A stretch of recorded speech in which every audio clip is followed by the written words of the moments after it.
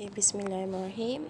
Hari ni kita nak sambung pembelajaran kita tingkatan 3 sains, tajuk transformer. Tapi Ustazah nak bincang tentang jawapan latihan kita minggu lepas. Hari tu Ustazah bagi latihan praktis formatif 6.1. Ustazah suruh awak buat ni. Ada yang dah hantar kat Ustazah, ada yang belum. Ustazah harap semua dah buat. Soalan yang pertama, apakah yang dimaksudkan dengan sumber tenaga boleh baharu dengan sumber tenaga tidak boleh baharu?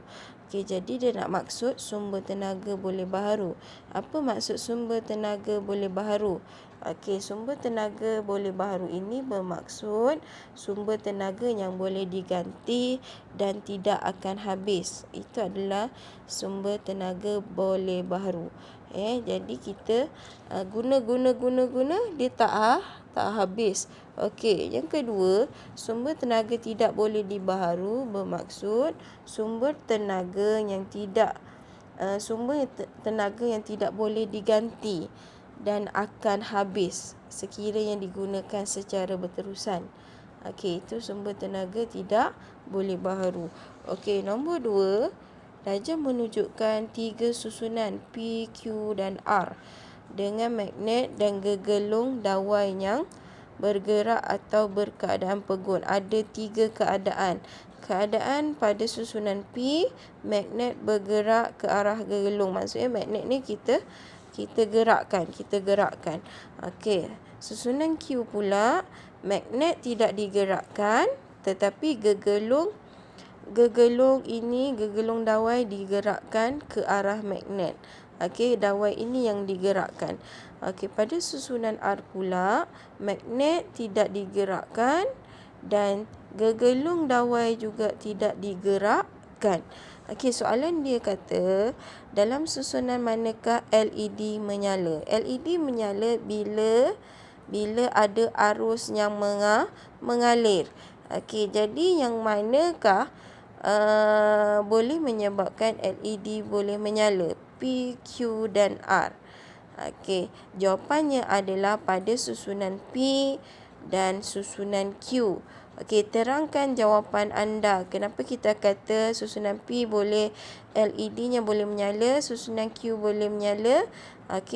Kerana pada susunan P dan Q, pemotongan garisan magnet berlaku. Kenapa pemotongan garisan magnet berlaku? Kerana kita menggerakkan magnet ataupun kita menggerakkan dawai ini menyebabkan medan magnet, garisan medan magnet ini dipotong. Apabila garisan magnet ini dipotong, maka terhasillah arus aruhan. Itulah arus elektrik yang menyalakan LED ni. Kenapa susunan R ini tidak menyala? Kerana opposite daripada sini. Kalau sini ada pemotongan garisan medan magnet, sini garisan magnet tiada pemotongan garisan magnet. Sebab magnet tidak bergerak, dawai pun tidak bergerak. Kemudian soalan yang terakhir, fungsi osiloskop. Fungsi osiloskop ni ada satu saja di sini. Fungsinya adalah menunjukkan perbezaan graf arah arus dan perubahan voltan bagi arus terus dan arus ulang alik. Itu adalah jawapannya. Terima kasih bagi yang buat. Yang belum buat tu, kenalah buat walaupun dah tahu jawapan. Hari ni kita nak belajar 6.2 transformer. Transformer ni banyak digunakan dalam peralatan elektrik. Dan digunakan dalam sistem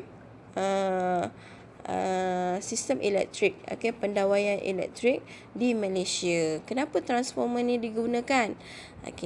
So kita kena tahu dulu maksud transformer. Itu yang penting. Dalam setiap bab kita kena tahu maksud, definisinya. Transformer ni apa?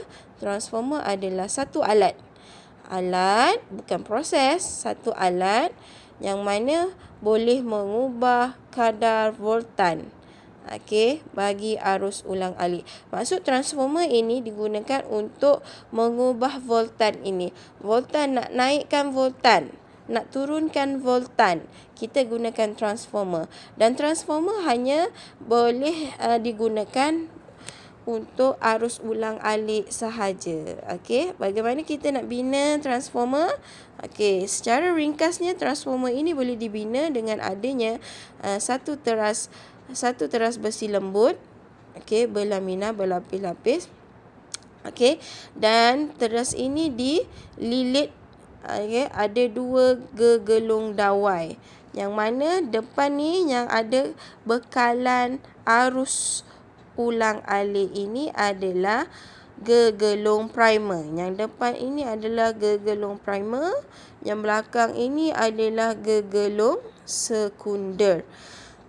Okey, jadilah inilah dia transformer. Okey, transformer nilai voltan ini nilai voltan dia bergantung kepada jumlah lilitan pada primer dan jumlah lilitan pada sekunder. Okey, kalau kat sini awak tak tahu mana satu, kadang dia guna sini adalah voltan input yang dimasukkan. Sini adalah voltan output yang terhasil. Okey, sini input, sini output. Sini primer, sini sekunder. Okey, ini adalah transformer. Dan transformer, guys, kita ada dua jenis transformer. Satu namanya, okey, saya lupa nak highlight. Satu namanya, namanya adalah transformer injak naik. Okey, sesuai dengan namanya, kalau injak naik ni bermaksud kita nak naikkan. Naikkan apa? Voltan. Okey, naikkan voltan. Lagi satu jenis adalah transformer injak turun. Nak turunkan apa? Nilai voltan. So, okey, ada 2 jenis transformer. Satu namanya transformer injak naik, satu lagi transformer injak turun. Okey, boleh? Okey, ini ada muka surat pada 178. Okey, perbezaan transformer injak naik dan injak turun. Okey, kalau awak tengok pada gambar, okey, ada tak perbezaan pada gambar? Ada kan? Okey, apa yang awak nampak bezanya? Bezanya adalah pada lilitan gegelung ini. Di sini yang injak naik, gegelung primernya lilitan sedikit. Okey, gegelung sekundernya banyak. Okey, ini injak naik yang mana jumlah lilitan pada primer sikit, sekunder lebih banyak. Okey, kalau injak turun, lilitan gegelung primer lebih banyak berbanding gegelung sekunder. Jadi simbol transformer injak naik macam ni awak kena lukis. Okey, macam ni, sikit, banyak. Kalau injak turun, banyak, sikit. Okey, apa dari segi fungsinya? Okey, transformer injak naik. Okey, voltan primernya, VP, voltan primer lebih rendah daripada voltan sekunder. Okey, maksudnya voltan yang terhasil nanti, voltan primer lebih rendah daripada voltan sekunder yang merentasi gegelung sekunder. Okey, yang kedua, bilangan lilitan primer kurang sikit, okey, daripada bilangan sekunder. Okey, bilangan sekunder lebih banyak daripada primer, sebaliknya.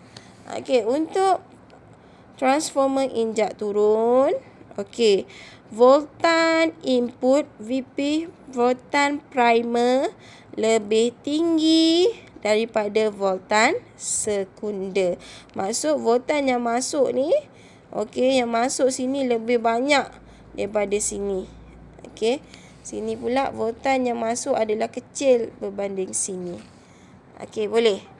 Okey, dan kedua-dua transformer ini digunakan dalam dalam apa ya? Okey, dalam yang ni nanti kita belajar. Dalam penghantaran dan pengagihan tenaga elektrik. Yang ni dari stesen jawatankuasa dihantar ni dia menggunakan transformer. Okey, so kita nak tengok transformer saja dulu. Okey, boleh faham tentang kedua-dua jenis transformer, injak naik dengan injak turun. Bezanya adalah pada jumlah lilitan primer dengan sekunder. Kalau injak naik, lilitan gegelung primer sedikit lebih kurang daripada lilitan pada gegelung sekunder. Kalau transformer injak turun, lilitan gegelung primer lebih banyak daripada lilitan pada gegelung sekunder. Okey, boleh? Boleh, alhamdulillah. Okey, kenapa kita nak gunakan transformer? Okey, apa fungsi transformer dalam peralatan elektrik kita?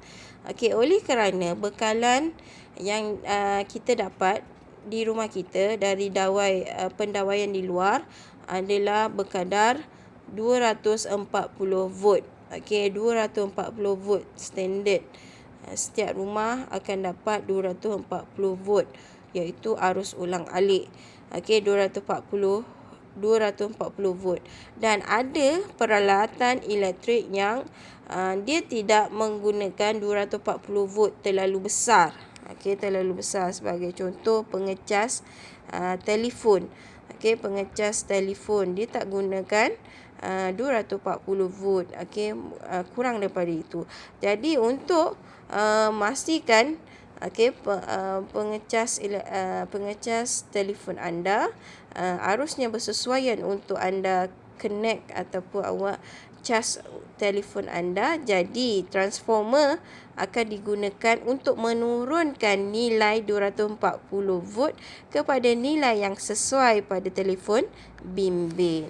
Okey, jadi apa yang sesuai? Nak guna transformer injak naik ke injak turun? Kalau nak turunkan 240 ni, mestilah menggunakan transformer injak turun. Okey, kita nak turunkan nilai voltan. Ada juga peralatan elektrik yang mana dia menggunakan nilai yang lebih tinggi. Contohnya mak ada pressure cooker. Okey, pressure cooker dia punya nilai voltan berapa saya tak pasti, tapi adalah menggunakan lebih tinggi daripada 240. Jadi di situ peralatan elektrik itu ada transformer injak naik. Okey, ada peralatan elektrik gunakan transformer injak turun, ada juga peralatan elektrik guna transformer injak naik. Boleh? Okey, ni dia bagi contoh pada pengecas telefon bimbit. Okey, yang kedua, ada juga cara kita nak mengawal kelajuan kipas. Okey, macam mana kita nak mengawal kelajuan kipas juga, kita gunakan transformer injak turun. Okey, injak turun. Mana kalau kita nak turunkan dia punya kelajuan, kita tekan, kita akan ubah dia punya kelajuan di sini ataupun nilai voltan yang masuk adalah lebih kecil. Okey. So dia ada letak 1, kosong, tak ada langsung. Ada mungkin 2 volt, 4, 6, 8, 10 volt. Okey, jadi kita boleh adjust dia menggunakan transformer injak turun juga. Okey, kalau lilitannya 1, kosong. Kalau lilitannya dikenakan pada 2 lilitan dapat 2 volt. Okey, ada 3 lilitan, 4 lilitan dapat 4 volt. Jadi kita adjust di sini menggunakan injak turun. Okey, next. Okey, dalam bab ini, dalam bab tingkatan 3 bab 6 ada mengenai pengiraan. Okey, sebelum ni tak ada pengiraan. Okey, sebelum ni tak ada tentang pengiraan. Setahu Ustazah. Okey, bab-bab awal ni tak ada pengiraan. Jadi ini bab yang pertama untuk kita mengira. Okey, bab 6. Okey. Bab 6 kita nak kira apa ni? Adalah rumus penyelesaian, okey, nilai voltan dengan bilangan lilitan. Okey, ada rumus dan transformer. Kita ada rumus yang mana voltan primer, okey, nisbah sama dengan voltan sekunder. Nisbahnya adalah bilangan lilitan pada primer dengan bilangan lilitan pada sekunder. VP ni adalah voltan primer, voltan untuk primer over per voltan sekunder pada sekunder, sama juga dengan bilangan lilitan primer over bilangan lilitan pada sekunder. SS. Okey.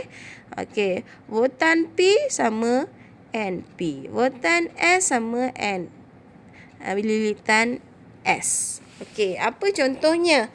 Okey, contoh soalan dia kata tunjuk raja ini menunjukkan sebuah mantul, dia punya voltan adalah 40 volt. Disambungkan kepada bekalan kuasa 240 guys. Okey, digunakan 40 volt tapi kuasa dekat rumah 240 melalui sebuah transformer. Okey, jadi kita gunakan ini gambar apa? Injak apa? Injak, turun. Okey. Sebab bilangan sekunder kecil. Okey, daripada sini. Okey, maklumat yang beri adalah 240 volt. Okey, bilangan lilitan 120. Lilitan untuk sekunder kena cari. Nak hasilkan voltan yang digunakan adalah 40 volt. Okey, kita nak turunkan dari 240 ni, nak turunkan 40. Gunakan injak turun. Dan lilitan yang sekunder perlu kita kira. Okey, macam mana kira? Gunakan rumus ini. Okey, VP over VS sama juga NP over NS. Okey, gunakan rumus ini. Masukkan. Okey, masukkan maklumat yang diberi. Okey, mana yang diberi? VP ada tak VP? VP ada. Voltan primer ada, Ustazah. Berapa yang ni VP-nya? Okey, letak 240. Okey, letak macam ni, letak maklumat 240. Ada tak VS? Sekunder ada, Ustazah. Ini adalah VS. Okey, berapa? 40. Kita nak jadikan dia 40. Lilitan adalah 120. NS sekunder kita kena cari. Macam mana ni? Okey, cara matematik anda biasa. Okey, darab silang. Tenet. Betul tak darab silang? NS darab 240. Ustazah expandkan. Jadi 240 NS sama dengan 120 darab 40 dapat berapa? Nah, Ustazah tak ada kalkulator. 120 darab 40 08 4,800. Okey, dari sini tinggalkan NS sorang-sorang. NS tinggalkan sorang-sorang, pindahkan. Okey, dari darab jadi bahagi. 4,800 bahagi 240. Nak congak? Kita boleh congak. Ini boleh potong. Ini 2. Okey, jadi berapa? 20 lilitan pada sekunder supaya voltan yang terhasil adalah 40 volt. Senang kan? Senang. Siapa kata susah? Jadi boleh ke tidak? Boleh ke tidak? Boleh. Okey, jadi kat sini kita ada practice formatif. Okey. Practice formatif 6.2. Okey, ni boleh buat ni. InsyaAllah awak boleh buat. Ni Ustazah maklumkan. Kena buat. Nombor 1, 2, 3. 2, 3, 4 nak buat tak? Okey, boleh 4. Okey, 4. Boleh? Buat soalan nombor 1, 2, 3, 4. Boleh habiskan muka surat 183. Okey, kita masuk yang ni, awak boleh dengar. Okey, ini adalah penghantaran pengagihan tenaga elektrik yang terhasil daripada stesen jana kuasa. Okey, oleh bab ni awal-awal kita dah belajar macam mana stesen jana kuasa menghasilkan tenaga elektrik. Okey, tenaga elektrik pada stesen jana kuasa yang terhasil adalah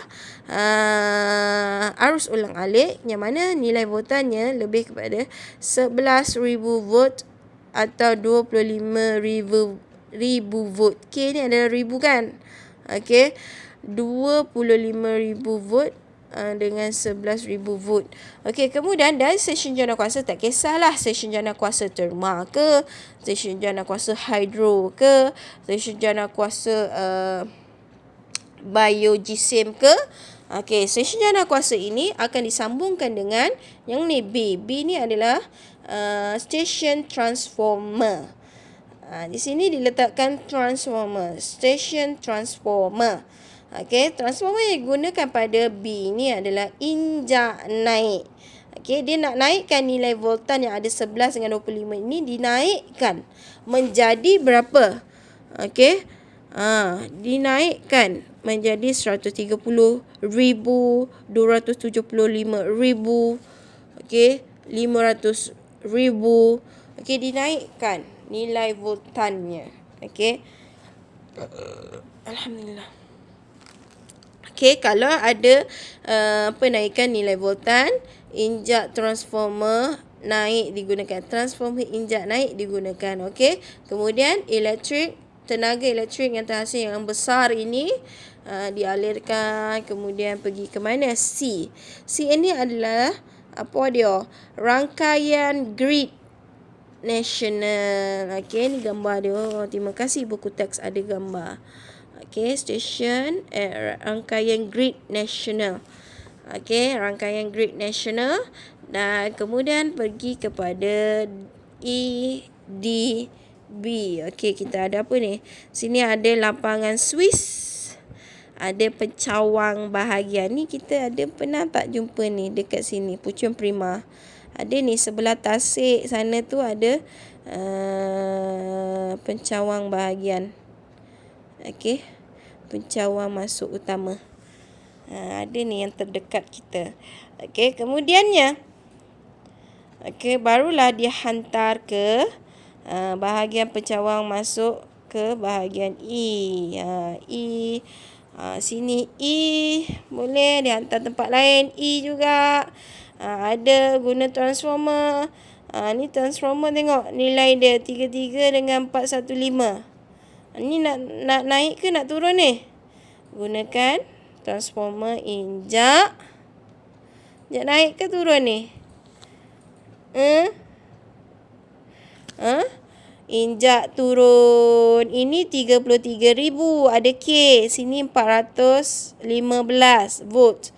Okey, jadi nilai yang besar nak turun kena guna transformer injak turun. Supaya dia sesuai dengan pendawaian di rumah. Kalau terlalu besar sangat, apa jadi kalau tidak diturunkan nilai tenaga elektrik yang dihantar ke rumah? Kalau tak diturunkan, apa jadi? Ke rumah standard 240.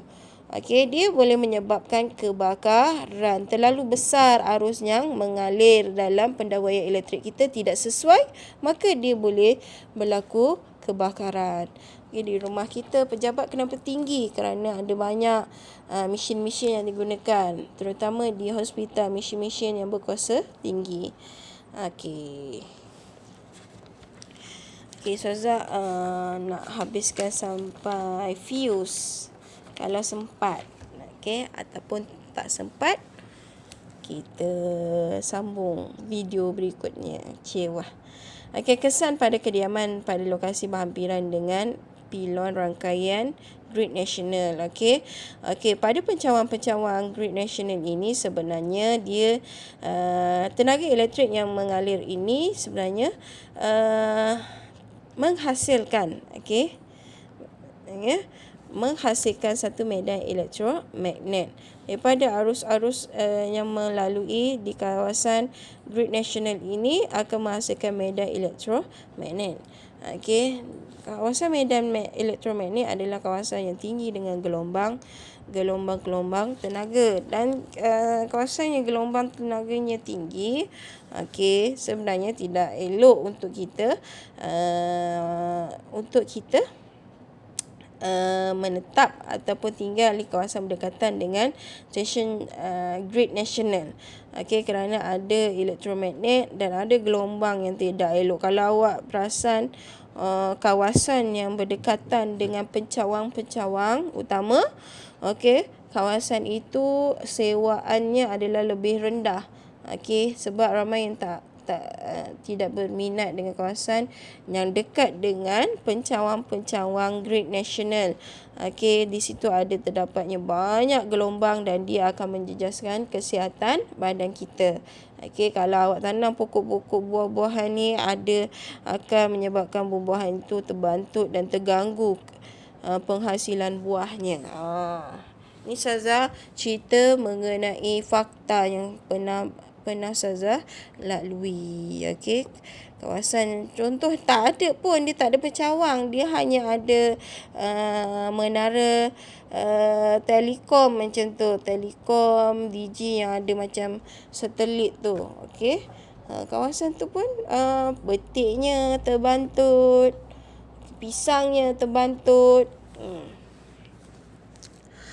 Sistem pendawaian elektrik di Malaysia ada dua jenis. Satu adalah pendawaian satu fasa, dan satu lagi pendawaian tiga fasa. Apa beza kedua-dua ni?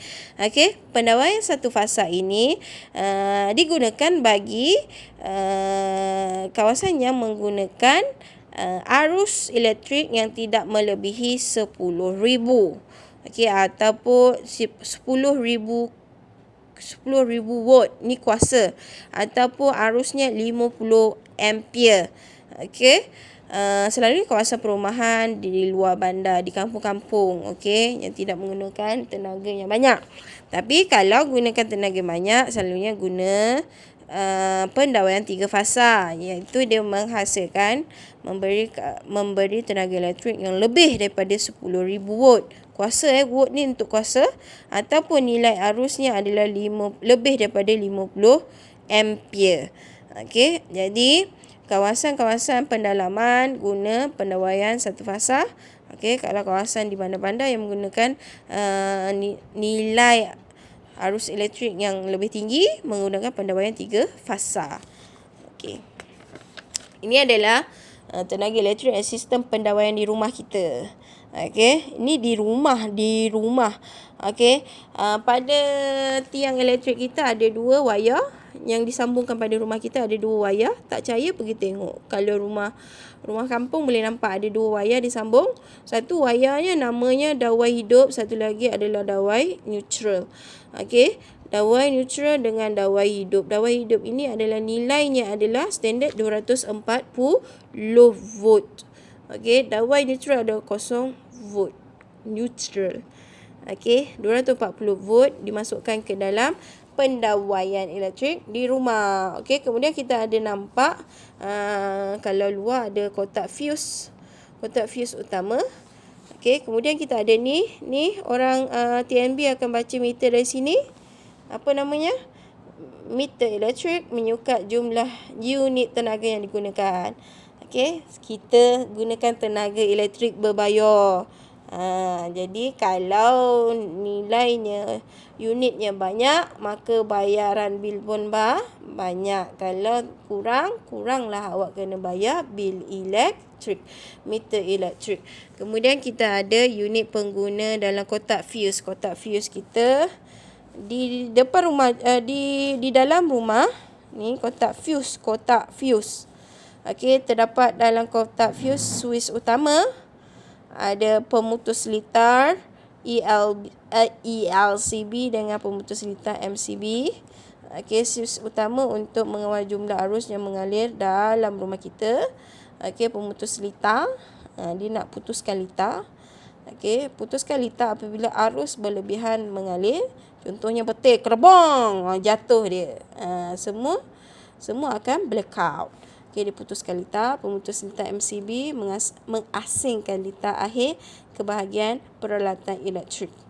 Okey, kita tengok kita ada berapa litar. Cakap litar-litar, kita ada litar pencahayaan yang disambung pada lampu-lampu. Okey, lampu-lampu ni 1 litar. Litar pencahayaan.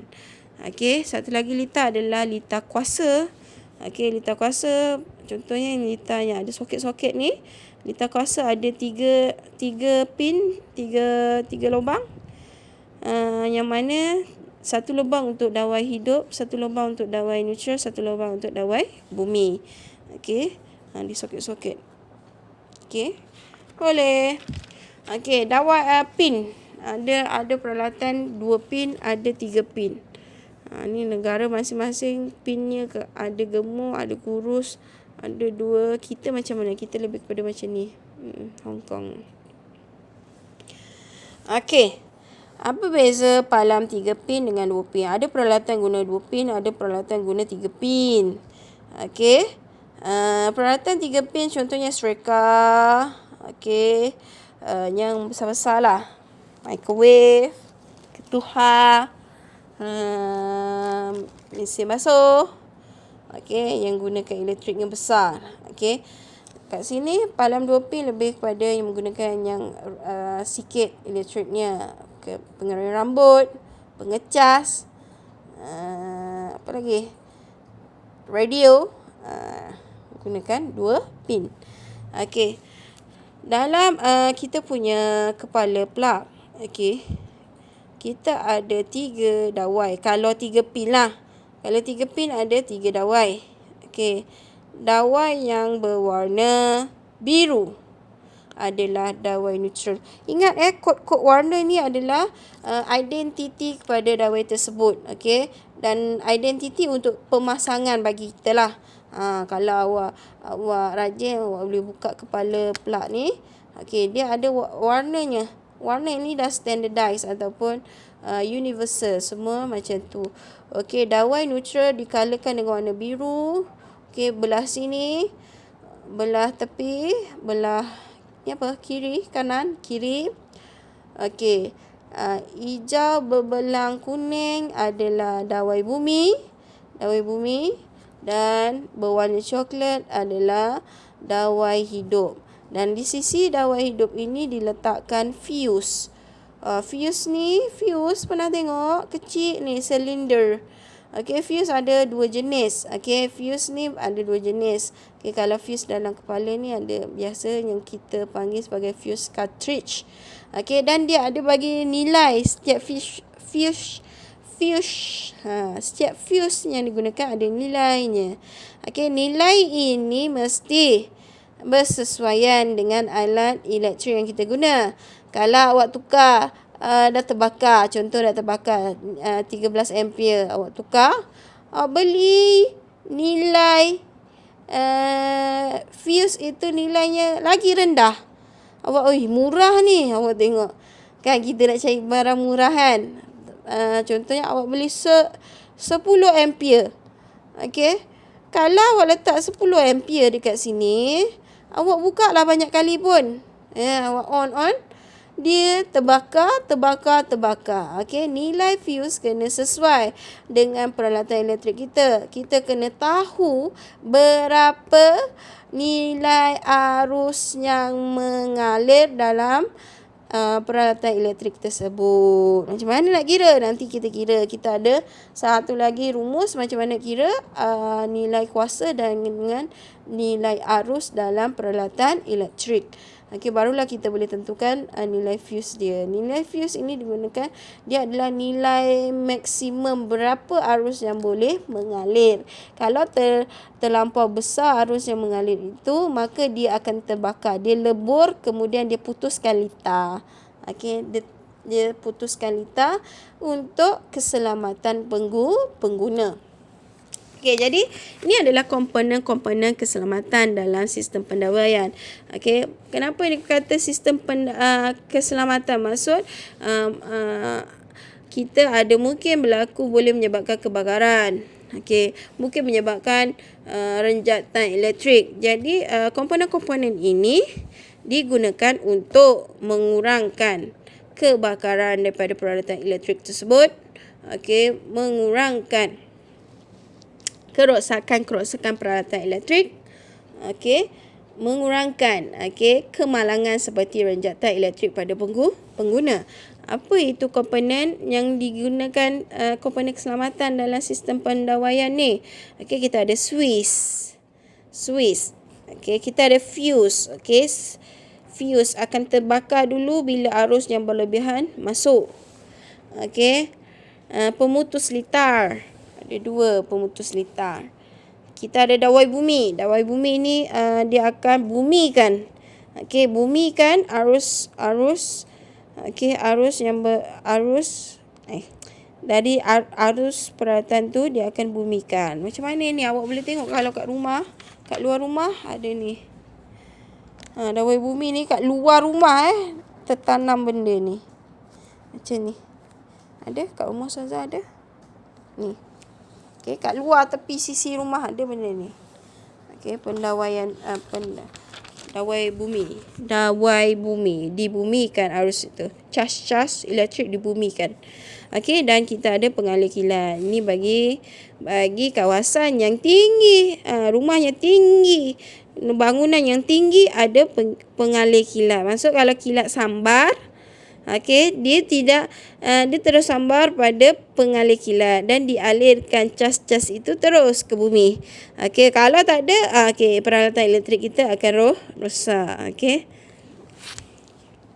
Ini pada bangunan-bangunan yang tinggi, perumahan yang tinggi ada ni pengalih kilat, KLCC. KL Tower. Okey, kita masuk pada fuse. Okey, fuse. Tadi kita tengok tak? Fuse kat mana tu? Fuse ni bersebelahan dengan dawai. Dawai warna perang tu, warna coklat tu dawai apa? Dawai hidup. Okey. Jadi apakah fuse? Okey, fuse ni ada seutas wayar halus. Okey, dan wayar ini ada kelabu pula. Seutai wayar ni dalam gambar ni ada satu wayar halus. Wayar fuse ini mudah panas dan melebur. Okey, dia akan mudah panas dan melebur bila arus besar mengalir. Okey, jadi wayar ini akan melebur atau mencair. Okey, apabila nilainya lebih besar daripada nilai fuse tersebut. Contoh ini 5A. Okey, 5.1 masuk. 5.1 ampere masuk. Tak boleh, dia akan berlebur. Okey, ini adalah fuse. Okey, dia akan putuskan litar tersebut. Okey, fuse itu akan melebur, kemudian apa akan jadi? Bekalan arus elektrik akan terputus. Maksud arus akan diberhentikan. Ini adalah ciri-ciri keselamatan yang mana tiba-tiba kadang-kadang awak punya plug tu tiba-tiba arus besar tiba-tiba masuk. Arus besar tiba-tiba masuk. Jadi untuk menyelamatkan peralatan elektrik anda, fuse akan bertindak dahulu. Okey, arus besar masuk terus fuse akan wayar itu akan melebur dan memutuskan litar. Okey, jadi selamatlah anda punya peralatan elektrik. Okay, kalau jadi macam tu Ustazah, macam mana? Awak hanya perlu tukarkan fuse yang baru. Okey, yang kalau ni terbakar boleh tukar fuse yang baru. Okey. Fuse pula. Banyak pula Ustaz cerita. Fuse pula ada dua jenis. Okey, fuse cartridge. Yang ni, yang silinder ni. Dan satu lagi fuse wayar boleh ganti. Okey, fuse cartridge ini kalau dia terbakar, dia melebur, awak kena beli yang baru. Kalau fuse wayar boleh ganti, awak tak payah beli yang baru. Awak hanya tukarkan wayar fuse yang baru. Okey, boleh ada dua. Ini biasa kita tengok pada kepala plug. This one, yang silinder ni namanya fuse cartridge. Okey, fuse ini adalah alat keselamatan elektrik. Okey, untuk apa? Melindungi wayar dan peralatan daripada aliran arus yang berlebihan. Arus yang besar, kalau masuk, okey, wayarnya akan melebur untuk memutuskan litar. Jadi, tak adalah arus itu merosakkan peralatan elektrik anda. Okey? Okey, penentuan nilai fuse. Okey, nilai fuse adalah nilai maksimum, nilai yang tertinggi arus yang dapat boleh mengalir dalam fuse tersebut. Okey, sekiranya nilai yang anda letak contoh 5 ampere. Okey, tapi alatan elektrik anda guna 6. Jadi arus yang masuk 6 ampere itu akan menyebabkan wayar fuse ini melebur, mencair. Jadi dia akan putuskan litar. Jadi kalau alat peralatan itu nilainya 6. Jadi awak carilah nilai fuse yang 6 ataupun lebih 1. Jangan ambil yang kurang daripada nilai arus peralatan elektrik tersebut. Okey, jadi kita mesti berpandukan nilai arus pada peralatan itu. Pemilihan nilai fuse bergantung nilai arus maksimum yang mengalir pada peralatan elektrik. Okey, peralatan elektrik tu boleh mengalir berapa ampere? Okey, contoh 15.1. Ada point pula 15.1. Sesuai tak awak nak guna fuse 15 ampere? Sesuai tak? Kalau elektrik kita, peralatan elektrik guna 15.1. Okey, 15.1. Sesuai tak awak nak letakkan fuse? Okey, 15.1. Ni alat elektrik awak. Okey, sesuai tak awak gunakan fuse? Nilainya 15. Fuse nilainya 15. Fuse. Sesuai? Sesuai? Tak sesuai. Sebab sini walaupun dia ada point 1, okey, jadi fuse ini boleh terbakar juga. Okey. Walaupun nilai bezanya adalah 0.1. Okey, maksimum mesti lebih. Kalau tak ada 15, cari yang 16 ampere. Okey. Okey, ciri-ciri keselamatan dalam penggunaan peralatan elektrik. Okey, cerita balik. Apa ciri-ciri keselamatan yang ada dalam peralatan elektrik?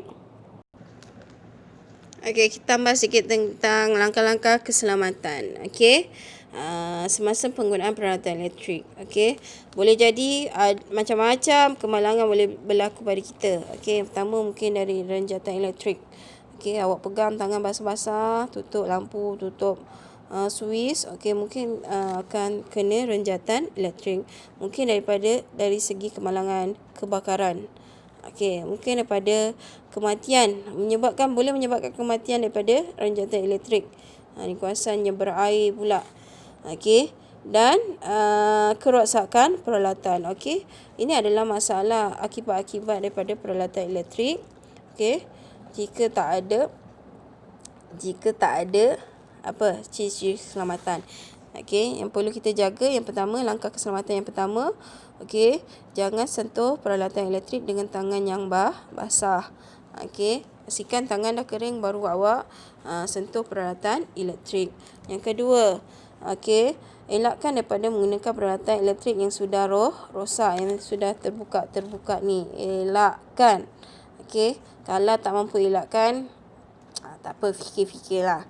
Okay, selalunya yang selalu tercabut-cabut ni kat mana ni? Kat streka. Streka kita selalunya dia punya penebat wayar balutan penebat itu dah terbuka. Dan selalunya daripada serika tu kita dapat renjatan elektrik walaupun sedikit. Arus tu dah kena. Okey, yang ketiga. Elakkan membaiki peralatan elektrik dengan sendiri.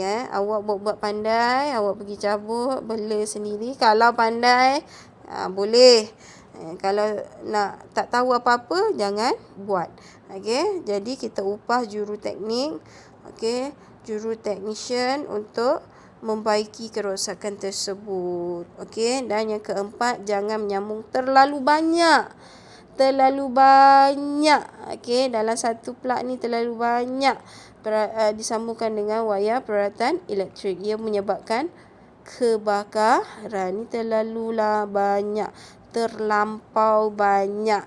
Okey, kalau terlampau banyak macam ni, arus yang keluar dari sini dia akan arus yang lebih banyak, lebih besar, sebab keperluan yang lebih banyak di sini, jadi arus yang lebih besar akan mengalir di sini. Okey, seterusnya menyebabkan kebakaran. Jadi yang nak selamat, satu plug, satu kepala. Okey, selamat beramal. Terima kasih. Assalamualaikum. Jangan lupa Ustazah punya kerja rumah.